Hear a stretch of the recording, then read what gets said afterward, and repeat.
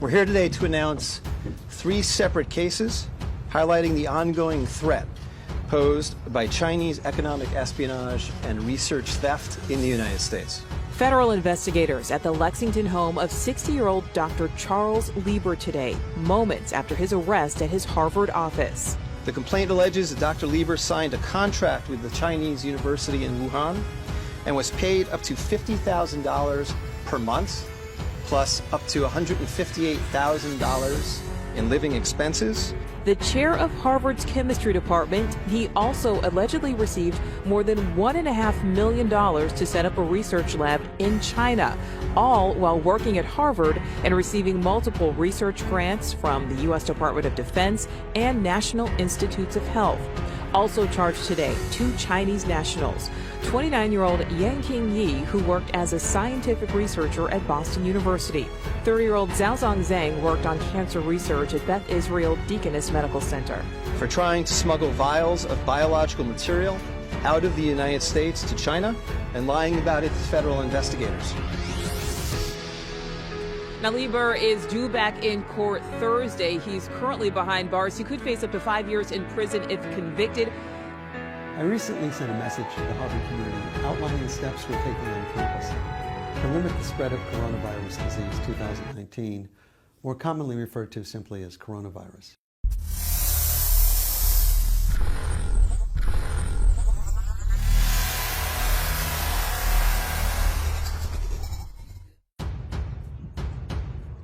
Akhirnya ilmuwan yang membuat dan menjual virus corona atau COVID-19 ke China ditangkap. Kabar tentang seorang ilmuwan asal Universitas Harvard, Amerika Serikat bernama Charles Lieber ditangkap karena membuat dan menjual virus corona atau COVID-19 ke China beredar di media sosial. Kabar ini disebarkan akun Twitter @JohnBewellCTM pada 5 April 2020. Akun Twitter ini mengunggah informasi mengenai penangkapan Charles Lieber. USA just discovered the man who manufactured and sold the #coronavirus to China. Dr. Charles Lieber, head of the Chemistry and Biology Department at Harvard University, USA. He was just arrested today, according to American Department source. Begitulah tulis akun Twitter @JohnsBewellCTM. AS baru saja menemukan pria yang memproduksi dan menjual coronavirus ke China. Dr. Charles Lieber, Kepala Departemen Kimia dan Biologi di Harvard University AS, dia baru saja ditangkap hari ini dan menurut sumber Departemen Amerika. Begitulah tulis akun Twitter @JohnBewellCTM dalam terjemahan. Konten yang diunggah akun Twitter @JohnsBewellCTM telah 26.000 kali dibagikan warganet. Sebelumnya, pengakuan lengkap Intel China ungkap munculnya virus corona dalam pemerintahan Xi Jinping. Teka-teki soal sumber munculnya virus corona yang tengah mewabah di dunia saat ini masih terus berlangsung. Tak ada yang tahu pasti dari mana sumber virus yang telah menewaskan puluhan ribu dan jutaan lainnya masih dalam perawatan saat ini. Di tengah teka-teki ini, seorang pria yang mengaku sebagai seorang perwira senior intelijen militer Cina muncul. Dia mengaku mengetahui tentang seluk-beluk kemunculan virus corona dan bagaimana sehingga menyebar ke seluruh belahan dunia hingga saat ini. Dia juga menjelaskan tentang kebohongan dan kekejian yang dilakukan oleh pemerintahan Cina. Hal itu ia sampaikan melalui akun media sosial yang dirahasiakannya, namun tulisannya didapat oleh seseorang lalu dipublikasikan di laman www.intelhub.com pada pertengahan Februari lalu. Dan berikut ini adalah tulisan selengkapnya. Berikut ini adalah informasi selengkapnya. Saya adalah perwira senior intelijen militer Tiongkok. Dan saya tahu kebenaran tentang penyebaran virus corona. Izinkan saya mengawali postingan ini dengan mengatakan bahwa sama sekali tidak ada cara untuk memeriksa informasi berikut. Itulah sebabnya saya mempostingnya di kategori analisis di situs web ini. Namun, saya mempostingnya dalam upaya untuk mengetahui apa yang sebenarnya terjadi dengan seluruh wabah COVID-19 coronavirus dan mungkin mendapatkan beberapa jawaban di sepanjang jalan. Saya mendorong semua orang untuk berkomentar di bawah postingan ini di bagian komentar dan membagikan ini di media sosial. Pengetahuan adalah kekuatan. Ambillah untuk apa nilainya. Yang berikut ini diposting di Reddit oleh pengguna Wuhan Virus Throwaway. Saya adalah warga negara Cina di Wuhan yang menduduki posisi tinggi dalam intelijen militer. Saya juga anggota Partai Komunis Tiongkok. Sebagai pejabat senior di dekat puncak partai, Saya memiliki akses ke banyak informasi rahasia dan saya telah terlibat dalam banyak proyek pemerintah rahasia. Saya memiliki gelar doktor dari universitas terkemuka di negara barat. Itulah sebabnya saya dapat menulis akun saya dalam bahasa Inggris. Saya memiliki informasi yang saya percaya dapat menyebabkan penggulingan pemerintahan saya. Ini juga relevan bagi miliaran orang di luar Tiongkok yang semuanya sekarang dalam bahaya eksistensial. Tidak akan mengejutkan Anda mendengar bahwa jika identitas saya diungkapkan, hidup saya akan berada dalam bahaya besar. Seperti halnya istri dan anak saya meminta kepada Anda untuk menghormati fakta bahwa saya telah menghapus semua akun ini dari fakta yang membuatnya mudah untuk mengidentifikasi saya. Sekarang Anda akan terbiasa dengan wabah 2019 nCoV atau baru-baru ini juga dikenal sebagai NCP atau hanya coronavirus. Anda pasti pernah mendengar bahwa itu berasal dari Wuhan, sebuah kota industri di Cina, dan itu berasal dari binatang, kemungkinan besar kelelawar atau terenggiling yang dijual di pasar hewan liar. Anda akan diberitahu bahwa itu adalah penyakit seperti influenza yang pada kasus-kasus parah dapat menyebabkan pneumonia, kegagalan pernafasan, dan kematian. Akhirnya, Anda mungkin pernah mendengar bahwa meskipun penyakit ini sangat menular, namun berbahaya hanya untuk orang tua atau mereka yang memiliki sistem kekebalan tubuh yang lemah. Tingkat kematian resmi sekitar 2% atau lebih. Semua itu adalah kumpulan kebohongan yang dibuat oleh negara Cina. Tahun lalu, protes anti pemerintah berskala besar meletus di Hong Kong. Komite Tetap Partai Komunis Tiongkok menganggap ini sebagai ancaman besar bagi integritas dan stabilitas Ibu Pertiwi. Pemerintah AS dan Uni Eropa sama-sama tahu bahwa Cina diam-diam bekerja membuat agen biologis yang akan membuat para pemrotes tunduk patuh. Tanpa merinci, saya mengerjakan proyek itu. Kami mencoba mengembangkan semacam semprotan yang dapat disebarkan dari helikopter atau drone dan yang akan menyebabkan keterbelakangan mental dan perubahan perilaku. Tentu saja, karena Hong Kong adalah salah satu kota paling terbuka dan internasional di dunia. Partai memutuskan bahwa terlalu beresiko untuk melepaskan agen biologis di Hong Kong tanpa terlebih dahulu mengujinya. Untuk itu, diperlukan sejumlah besar uji coba manusia. 2 kelompok diidentifikasi untuk uji coba ini. Pertama, kami mengumpulkan sejumlah besar yang disebut radikal Islam di Provinsi Xinjiang, yang disebut radikal Islam di Provinsi Xinjiang, dan membawa mereka ke apa yang kami sebut kamp pelatihan. Kami sudah menggunakan kamp-kamp ini untuk eksperimen manusia selama beberapa tahun. Tetapi adanya protes Hong Kong berarti kami melipat gandakan upaya kami. Kami mengekspos para tahanan ke berbagai agen percobaan alfa. Karena ini tidak berbau dan tidak terlihat, subjek tidak menyadari bahwa mereka mengambil bagian dari uji coba medis. Tingkat kanker yang tinggi, demensia prematur, depresi bunuh diri, dan kematian karena kegagalan organ dapat dengan mudah ditekan. Karena kamp-kamp tersebut terletak di bagian yang sangat jauh dari tanah air kita. Setelah percobaan awal menghasilkan agen beta, itu diangkut ke Provinsi Hubei, di mana ia ditempatkan di fasilitas pengujian militer khusus di luar kota Wuhan. Ini bahkan bukan rahasia yang dirahasiakan. Keberadaan fasilitas ini telah dilaporkan dalam berita internasional. Bahkan, fakta bahwa letaknya dekat dengan pasar hewan liar adalah fakta yang diketahui. Pada saat itu, Presiden kita telah memperkenalkan sistem kredit sosial yang memungkinkan kita mengidentifikasi elemen-elemen yang tidak loyal, kontra-revolusioner, dan borjuis dalam masyarakat kita.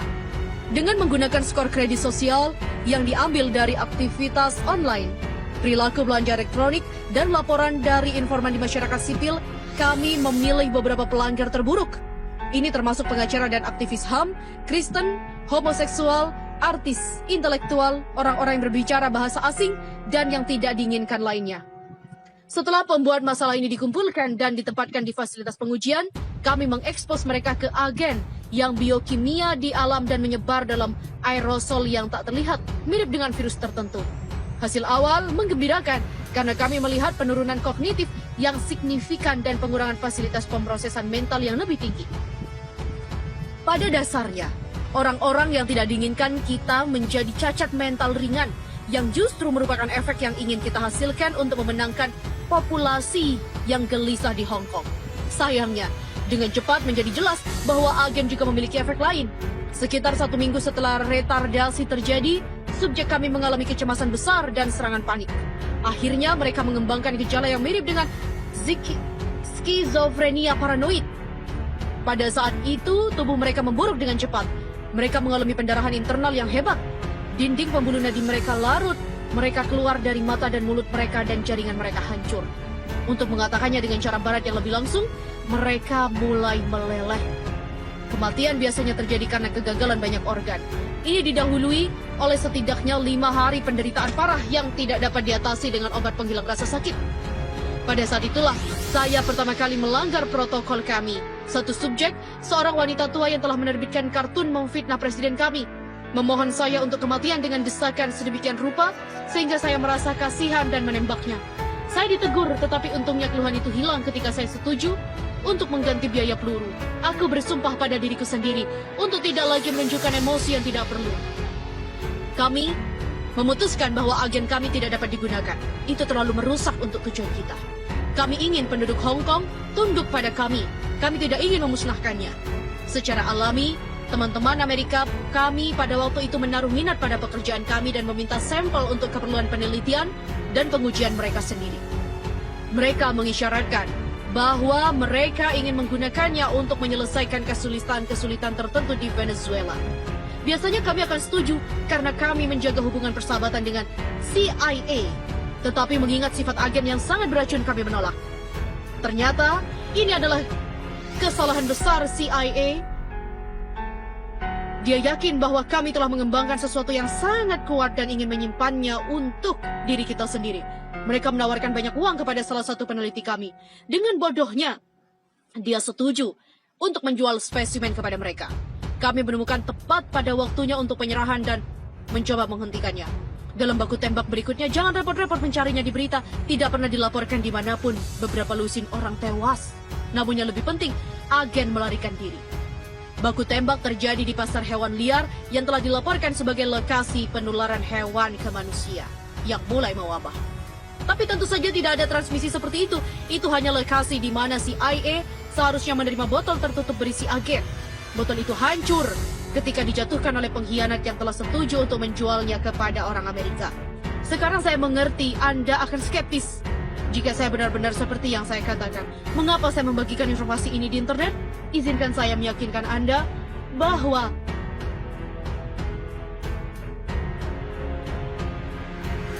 biasa menderita coronavirus. Ini memungkinkan kami untuk menyembunyikan sifat sebenarnya dari penyakit ini. Biarkan saya jelaskan. Saat ini, musim flu di Tiongkok. Ketika kami menyadari bahwa kami tidak bisa lagi mengandalkan penyebaran agen, kami mengirim orang-orang kami ke semua rumah sakit dan memerintahkan semua dokter untuk mendiagnosis setiap kasus flu biasa sebagai coronavirus. Kami datang dengan nama baru 2019 nCoV dan membagikan lembar fakta yang menggambarkan penyakit buatan.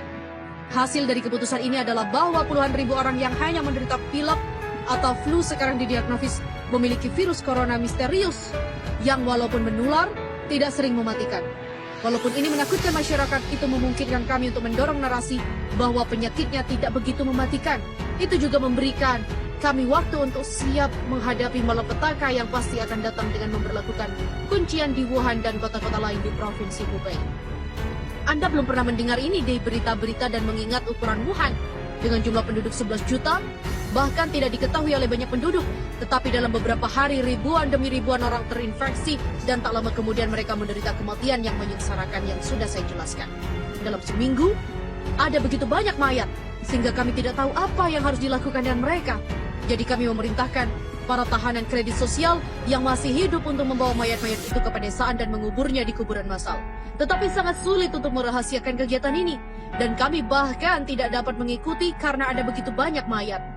Kami menanam kisah bahwa 5 juta penduduk telah melarikan diri dari Wuhan. Pada kenyataannya, tentu saja banyak dari orang-orang itu telah meninggal karena agen. Saya bekerja sepanjang waktu, membantu mengatur lockdown ini. Ketika saya memikirkan kembali tindakan saya sekarang, saya merasa sangat malu. Pada saat itu saya masih percaya bahwa saya berjuang untuk tanah air saya dan memerintah dengan tangan yang keras. Saya tidak berpikir bahwa itu benar untuk membunuh Dr. Lee. Dia adalah pria yang penuh kasih dan baik hati. Dan dia peduli pasiennya.